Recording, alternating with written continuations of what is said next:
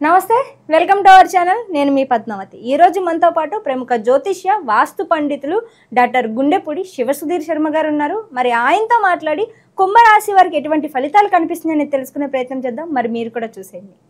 నమస్కారం గురుగారు. శ్రీమాత్రే నమః. శ్రీ గురుభ్యో నమః. గురుగారు, మనకి ఆదాయ వ్యయాలు అనే విషయానికి వచ్చేసరికి ఆదాయం అనగానే మనకు వచ్చే సంపాదన, వ్యయం అనేది వచ్చేసరికి మనకి ఖర్చు అవుతుంది అని చెప్తారు కదా. అంటే ఇది వాస్తవమే అంటారా, లేకుంటే ఆదాయ వ్యయాలు కావచ్చు, లేకుంటే రాజపూజ అవమానాలు కావచ్చు, ఇవి వేటి పరంగా లెక్క వేయచ్చు అంటారు? నిజంగా చెప్పాలంటే మనం చిన్నప్పటి నుంచి కూడా మెంటల్గా ఫిక్స్ అయిపోయి ఉన్నాను. ఆదాయం అంటే డబ్బు, ఖర్చు, వ్యయం అంటే ఖర్చు అని. ఆదాయ వ్యయాలు అనేటువంటివి మనకి పంచాంగంలో ఇచ్చేటువంటి విధానం ఏమిటి అంటే కేవలం డబ్బు విషయం ఒక్కటి కాదు. ఆర్థికం, ఆరోగ్యం, కుటుంబం, మనశ్శాంతి, విద్య, మనం అనుకునేటువంటి కార్య సంకల్ప విజయం, ఇవన్నీ ఓవరాల్గా కలుపుకుంటే వీటిల్లో ఏ ఒక్కటి లోపించినా మనశ్శాంతి లోపిస్తూ ఉంటుంది. కాబట్టి ఇవన్నీ కలుపుకొని ఆదాయ వ్యయాల రూపంలో చూపిస్తారు. కానీ డబ్బు మాత్రం కాదు, డబ్బు ఒక్కటి మాత్రం కాదు. మనకి ఓవరాల్గా ఈ సంవత్సరం మొత్తం ఉండేటువంటి ఫలితం, మనకు ఉండేటువంటి మనశ్శాంతి, మనకు ఉండేటువంటి కార్య విజయం ఏదైతే ఉందో ఈ ఆదాయ వ్యయాల రూపంలో చెప్తాం. కానీ కేవలం డబ్బు ఒక్కటే ఎంత వస్తుంది, ఇంత ఖర్చు అవుతుంది అనేది మాత్రం పిచ్చి అపోహ అని చెప్తాను నేను. కాబట్టి ఆ విధంగా చూసుకోకండి. తప్పనిసరిగా మనం ఓవరాల్గా జీవితం మొత్తం సంవత్సరం, ఇప్పుడు 1% ఇంట్రెస్ట్ అని చెప్తారు నాన్న, బ్యాంక్ వాళ్ళు చెప్తున్నా. 1% ఏంటంటే ప్రయాణం కదా. అట్లానే ఆదాయ వ్యయాలు కూడా మన పంచాంగంలో చెప్పుకునేవన్నీ కూడాను సంవత్సరం మొత్తానికి పనికొచ్చేట్టుగా మనకు ఉండేటువంటి మనశ్శాంతినే ఆదాయ వ్యయాలుగా చూసుకోవాలని చెప్తాం. గురువుగారు, అసలు కుంభరాశి వారికి ఉగాది నుంచి ఉగాది వరకు చూసుకున్నట్టయితే కనుక ఎటువంటి ఫలితాలు కనిపిస్తున్నాయి? దాంతోపాటుగా వీరికి ఆదాయాల విషయాల్లో కావచ్చు, లేకుంటే ఈ రాజ్యపూజాల విషయాల్లో కావచ్చు, ఏ విధంగా ఉంటుందంటారు? నా కుంభరాశి వారికి ముఖ్యంగా చెప్పాలి అంటే ఏలినాటి శని ప్రభావం ఉన్నప్పటికీ, జన్మరాశిలోకి రాహుగ్రహ ప్రవేశం చేస్తున్నప్పటికీ, జన్మ షష్టమ స్థానంలో కేతుగ్రహ ప్రభావం, అలాగే జన్మరాశి నుంచి 5వ స్థానంలో ఉండేటువంటి గురుగ్రహ ప్రభావం.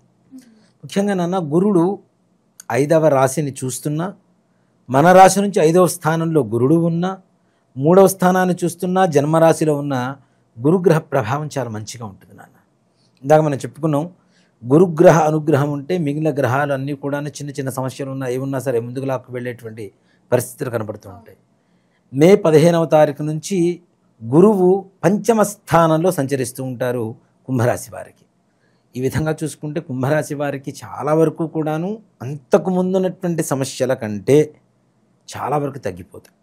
కుంభరాశి వారికి ఆదాయ వ్యయాల విషయానికి వస్తే ఆదాయం 8, ఖర్చు 14, రాజ్యపూజ్యం 7, అవమానం 5.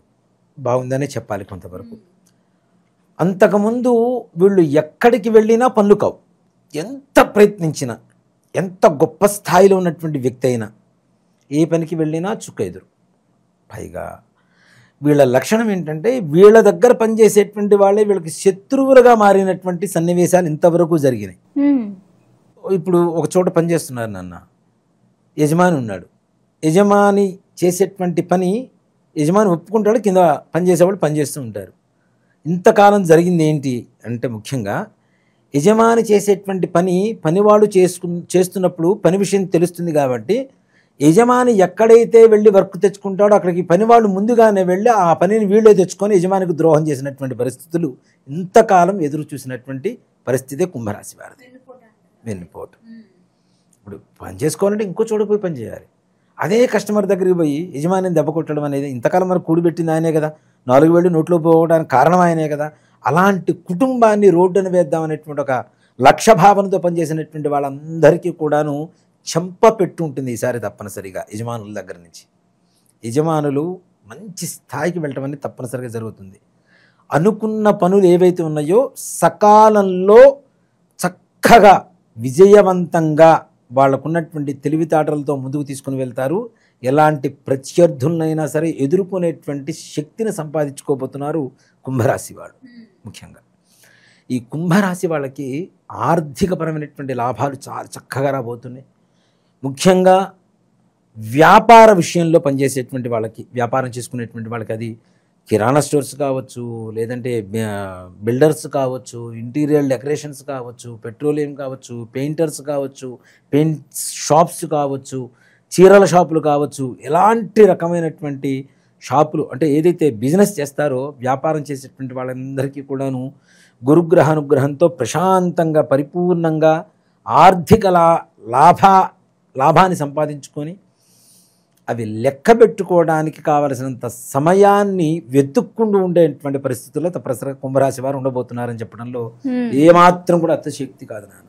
చాలామంది చెబుతూ ఉన్నారు షష్టగ్రహ కూటమి ద్వితీయ స్థానంలో జరుగుతుంది, వీళ్ళకి ఏదో జరగబోతుంది. ఒట్టి మాట ఇవన్నీ కూడాను. మంచి విశేషమైనటువంటి యోగం జరగబోతుంది. మార్చి 29వ తారీఖు శనిగ్రహం ఏదైతే శనీశ్వరుడు ఉన్నాడో, శనీశ్వరుడు కుంభరాశి నుంచి మీనరాశికి వెళ్ళిపోతున్నాడు. దాంతో తప్పనిసరిగా మంచి యోగం కలుగుతుంది.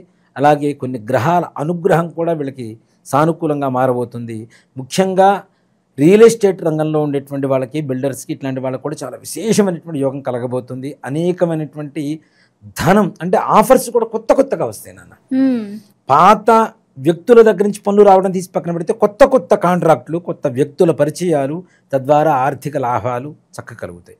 అలాగే వివాహ విషయంలో కూడా కొంచెం సమయం తీసుకుంటుందేమో కానీ ఎట్టకేలకు వివాహం జరగడం అనేటువంటిది మాత్రం జరుగుతుంది. దాంట్లో విసుగు చెందకుండా ప్రయత్నం చేస్తూ ఉంటే తప్పనిసరిగా సాధనమున పనులు సమకూరు ధరలోన కష్టపడుతుంటే తప్పనిసరిగా ఫలితం కలుగుతుంది. సంతాన విషయం మాత్రం అంత చెప్పుకోదగ్గంత పరిస్థితి కాదు. సంతానం కోసం పరితపించేటువంటి దంపతులకి అది పెద్ద శుభవార్తగా చెప్పడానికి ఈ సంవత్సరం అవకాశం తక్కువ. పుట్టిన తరువాత కూడా పిల్లలకి అనారోగ్యం, వాటి ద్వారా మానసికమైనటువంటి ఆందోళన, ఖర్చులు ఇట్లాంటివి ఎక్కువ జరగడానికి అవకాశాలు ఉన్నాయి. అలాగే కుంభరాశి వాళ్ళకి పుట్టినటువంటి పిల్లలు మాత్రం మంచి పేరు ప్రఖ్యాతులు తెచ్చిపెడతారు. వీళ్ళకి మంచి విశేషమైనటువంటి యోగాన్ని తెచ్చిపెడతారు. ఫలానా వాళ్ళ పిల్లలు రా అని చెప్పి నలుగురిలో గొప్పగా చెప్పుకునేంత ఒక కీర్తి స్థాయిని పెంచుతారు తప్పనిసరిగా. అలాగే ఎవరైతే ఇంట్లో పెద్దల అనారోగ్య పరిస్థితి ఉందో అవి కుదురపడతాయి, కానీ వీళ్ళు మాత్రం ఆరోగ్య పరిస్థితుల్లో కొంచెం జాగ్రత్త.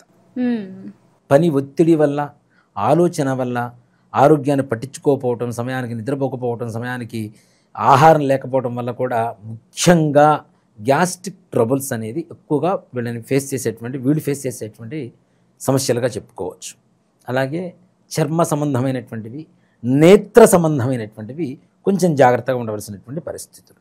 ఎక్కువ ఆలోచిస్తే ఏమవుతుంది, కళ్ళ దృష్టి తగ్గిపోతుంటుంది కదా, కాబట్టి అది కొంచెం జాగ్రత్త వహించవలసినటువంటి పరిస్థితి. అలాగే విదేశీ ప్రయాణం కోసం ప్రయత్నించేటువంటి వాళ్ళకి 100% గ్యారంటీ ప్రయత్నించండి. విదేశాల్లో ఉంటారని చెప్పడంలో ఏమాత్రం కూడా సంశయం లేదు. దాంట్లో 100% వాళ్ళకి అనుకున్న పనులు జరుగుతాయి. అలాగే విద్యార్థులు కూడా జ్ఞాపక శక్తి తగ్గుతూ ఉంటుంది, ఒక ఫియర్ ఏర్పడుతూ ఉంటుంది. ముందు బాగా చదువుతారు, ఎగ్జామ్ హాల్కి వెళ్ళేసరికి ఒక భయం, దాంతో కొంత నిరాశ నిస్పృహలకు దారితీసేటువంటి పరిస్థితులు కూడా కనపడుతుంది. అది కొంచెం జాగ్రత్తగా ఉంటే బాగుంటుంది. జ్ఞాపక శక్తి పెరగడం కోసం ఏవి చేస్తే బాగుంటుందో ఆ దేవతలకు ఆరాధన చేసుకుంటూ ముందుకు వెళ్ళడం అనేది సూచించదగినటువంటి విషయం. అలాగే రాజకీయ నాయకులకు కూడా ఉన్నత పదవులు ఉంటాయి, కానీ ప్రతిపక్ష నాయకుల బాధలు ఎక్కువగా ఉంటాయి. వాళ్ళు ప్రతి ఒక్క విషయంలో వీళ్ళని వేలెత్తి చూపించడం, మానసికంగా బాధ పెట్టడం, పరువుకి నష్టం వాటిల్లేలా ప్రవర్తించడం, ఇట్లాంటివన్నీ కూడా జరుగుతుంటాయి. కాబట్టి ఇంకోటి కూడా చెబుతున్నాను, రాజకీయ నాయకులకు స్త్రీ మూలకమైనటువంటి సమస్యలు ఎదురయ్యేటువంటి పరిస్థితులు ఉన్నాయి. ఆల్రెడీ కొంతమంది ఎదుర్కొంటున్నారు. అలాంటి విషయాల్లో మాత్రం చాలా చాలా జాగ్రత్తగా ఉండాలి. అయితే గురువు గారు కాస్త ఈ ఆరోగ్య విషయంలో కావచ్చు, లేకుంటే సంతాన విషయంలో కావచ్చు, మరి ముఖ్యంగా విద్యార్థులకు కూడా కాస్త మిశ్రమ ఫలితాలు అయితే కనిపిస్తున్నాయి. కాబట్టి అసలు వీరు ఎటువంటి పరిహారాలు చేసుకోవాలంటారు వీటి నుంచి దూరంగా ఉండడానికి? దుర్గాదేవిని చక్కగా నమ్మండి. దుర్గా అమ్మవారి ఆలయ దర్శనం ప్రతి మంగళవారం, రాహుకాల దీపాలు. ఇప్పుడు పిల్లలు చదువుకు వెళ్తారని వాళ్ళు ఎట్లా పెడతారండి, తల్లిదండ్రులు పెట్టవచ్చు. అలాగే రాహుకాలంలో అమ్మవారికి కుంకుమార్చన చేయించండి చక్కగా, తద్వారా మంచి యోగం కలుగుతుంది. విద్యార్థులు కావచ్చు, చిన్న చిన్న కష్టాలు ఏవైతే ఉన్నాయో అవి కూడా తొలగిపోయేటువంటి పరిస్థితులు కనబడుతున్నాయి. చాలా ప్రశాంతంగా వాతావరణం సాగిపోతూ ఉంటుంది. చాలా చక్కగా వివరించారు గురుగారు. అయితే కుంభరాశి వారికి ఎటువంటి పరిహారాలు చేసుకోవాలనే విషయంలో మాత్రం చాలా సింపుల్గా, విద్యార్థులకు మరి ముఖ్యంగా వారికి ఎలా చేస్తే మంచి ఫలితం అనేది దొరుకుతుందో చాలా చక్కగా వివరించారు. ధన్యవాదాలు గురుగారు. శ్రీమాత్రే నమః. శ్రీ గురుభ్యో నమః.